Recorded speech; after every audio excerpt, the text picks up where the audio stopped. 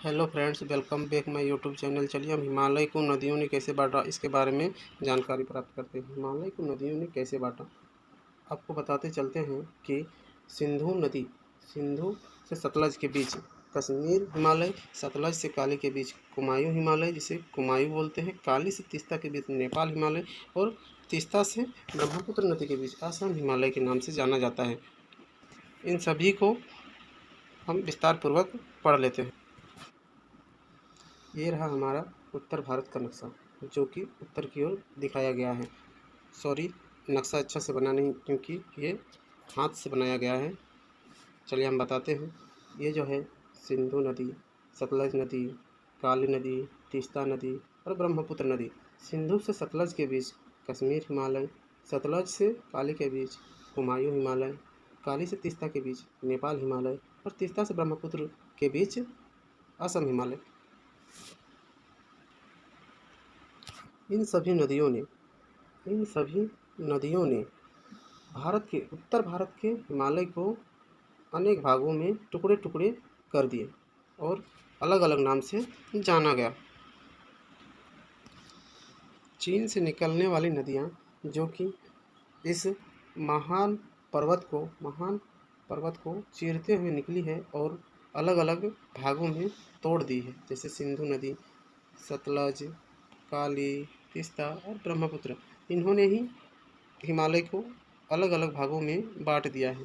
सिंधु से सतलज के बीच कश्मीर हिमालय, सतलज से काली के बीच कुमायूं हिमालय, काली से तीस्ता के बीच नेपाल हिमालय और तीस्ता से ब्रह्मपुत्र के बीच असम हिमालय। इसमें ऐसे प्रश्न पूछे जाते हैं कि सिंधु और सतलज के बीच कौन से हिमालय स्थित है, तो हमको जवाब देना है कश्मीर हिमालय। जैसे सतलज और काली नदी के बीच कौन सा हिमालय स्थित है, तो कुमायूं हिमालय। काली से तीस्ता के बीच नेपाल हिमालय और तीस्ता से ब्रह्मपुत्र के बीच असम हिमालय। चलिए आगे बढ़ते हैं और कुछ दूसरा टॉपिक के बारे में चर्चा करते हैं।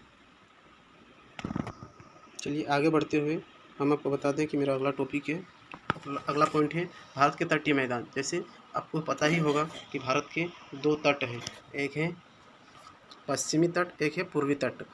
पश्चिमी तट में आने वाले तट जैसे काठियावाड़, कोंकण, केंद्रा तट और मालाबार तट। काठियावाड़ आपको पता ही है कि गुजरात में आता है। काठियावाड़ गुजरात में आता है, गुजरात में। कोंकण महाराष्ट्र में, केंद्रा कर्नाटक में आता है और मालाबार केरल में आता है। जैसे कि आप सभी को पता है कि भारत के इस तरफ के तट को पश्चिम तट और इस तरफ के तट को पूर्वी तट कहा जाता है। इधर पश्चिम, इधर पूर्वी। पश्चिमी तट पे आने वाले तट जैसे कि आपको पहले बता दिए, काठियावाड़ तट जो गुजरात में आता है, कोंकण तट जो महाराष्ट्र में आता है, केंद्रा तट जो कर्नाटक में आता है, मालाबार तट जो केरल में आता है। इसके अलावे पश्चिमी तट की ओर बात करें तो पश्चिम तटीय मैदान, तो इसमें आता है उत्कल तट जो उड़ीसा में स्थित है, उत्तरी सरकार तट जो उड़ीसा में और आंध्र प्रदेश दोनों राज्यों में सटा हुआ है, और कोरोमंडल तट जो तमिलनाडु में स्थित है। देखिए, ये हो गया पश्चिमी तट, ये हो गया पूर्वी तट। पश्चिमी तट में गुजरात के सामने है काठियावाड़ तट, ये आप नाम सुने होंगे। कोंकण तट जो महाराष्ट्र में है, केंद्रा तट जो कर्नाटक में है और मालाबार तट जो कि केरल में है। और ये पूर्वी तटीय मैदान में उत्कल तट जो कि उड़ीसा में, उत्तरी सरकार जो उड़ीसा और आंध्र प्रदेश दोनों राज्य में सीमा बनाती है, और कोरोमंडल तट जो तमिलनाडु में स्थित है। इसके अलावा भारत के द्वीप समूह के बारे में हम जानकारी प्राप्त करते हैं। भारत के द्वीप समूह अंडमान निकोबार जिसकी राजधानी पोर्ट ब्लेयर है, और लक्षद्वीप जिसकी राजधानी करावती है। लिखे गलत है, करावती नहीं होगा, कवरती होगा, ये गलत लिखा गया है।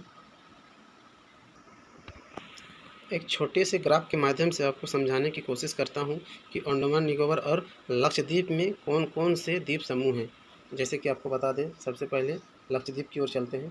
तो लक्षद्वीप, ये पूरी लक्षद्वीप है और इसकी राजधानी गलत लिखा गया है, कवारती होगा।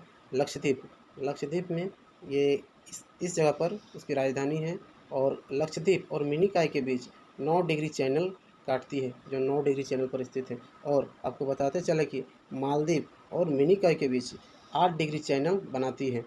और ये बंगाल की खाड़ी में नहीं बल्कि ये अरब सागर की ओर है, ये अरब सागर की ओर है, अरब सागर की ओर है। और बंगाल की खाड़ी की ओर बात करें तो इधर जाना पड़ेगा। बंगाल की खाड़ी में स्थित है अंडमान निकोबार। अंडमान निकोबार में कोको द्वीप और लैंडफॉल द्वीप के बीच कोको चैनल स्थित है। और उत्तरी अंडमान जो अंडमान की सबसे हाईएस्ट पीक सैडल पीक स्थित है। अंडमान निकोबार की सबसे ऊंची चोटी सैडल पीक जो उत्तरी अंडमान में स्थित है। आपको बताते चले कि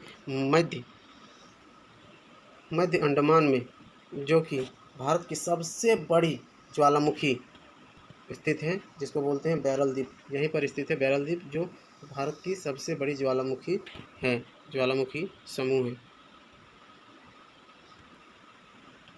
और ये जो है दक्षिणी अंडमान, इसी पर स्थित है अंडमान निकोबार की राजधानी पोर्ट ब्लेयर। दक्षिणी अंडमान, आपसे पूछा जाता है कि भारत में अंडमान निकोबार की राजधानी किस द्वीप पर स्थित है, तो वो दक्षिणी अंडमान में स्थित है। दक्षिणी अंडमान में पोर्ट ब्लेयर जो स्थित है। दक्षिणी अंडमान और कार निकोबार के बीच दक्षिणी अंडमान और कार निकोबार के बीच जो आपको बोला जाता है, इसके बीच है लघु अंडमान। और इसी के बीच लघु हिमालय और कार निकोबार के बीच 10 डिग्री चैनल बनाता है। 10 डिग्री चैनल बनाता है। बोलेगा 8 डिग्री चैनल कौन बनाता है? मालदीव और मिनिकॉय बनाता है 8 डिग्री चैनल। आपको बताते चले कि कार निकोबार के नीचे है ग्रेट निकोबार, जो भारत की सबसे दक्षिणतम बिंदु इंदिरा पॉइंट इसी पिक के अंतिम छोर पर स्थित है। ऐसे तो अंडमान निकोबार में अनेकों छोटे बड़े द्वीप समूह हैं, लेकिन हमें जो सटीक जानकारी जिससे क्वेश्चन पूछा जाता है उसी के बारे में हम पढ़ेंगे। चलिए अब हम अपने अगला टॉपिक प्रायद्वीपीय पर्वत एवं पठार के बारे में जानकारी प्राप्त करते हैं। पर्वतीय एवं पठार, इसे दक्षिण भारत का पर्वत एवं पठार भी कहा जाता है। इसे दक्षिण भारत का क्यों कहा जाएगा? क्योंकि भारत का जो उत्तरी हिस्सा है उधर हम हिमालय को उत्तर भारत की ओर बांटे हैं, और बाकी जितना भी नीचे हैं उसे हम दक्षिण भारत का पर्वत एवं पठार के बारे में बोलने जाते हैं और इसके बारे में हम जानकारी प्राप्त करते हैं। इसमें पहला पर्वत है अरावली, दूसरा विंध्याचल, तीसरा सतपुड़ा, चौथा राजमहल की पहाड़ी। अरावली की सबसे ऊंची जो चोटी है उसे गुरु शिखर बोलते हैं। विंध्याचल की पता नहीं।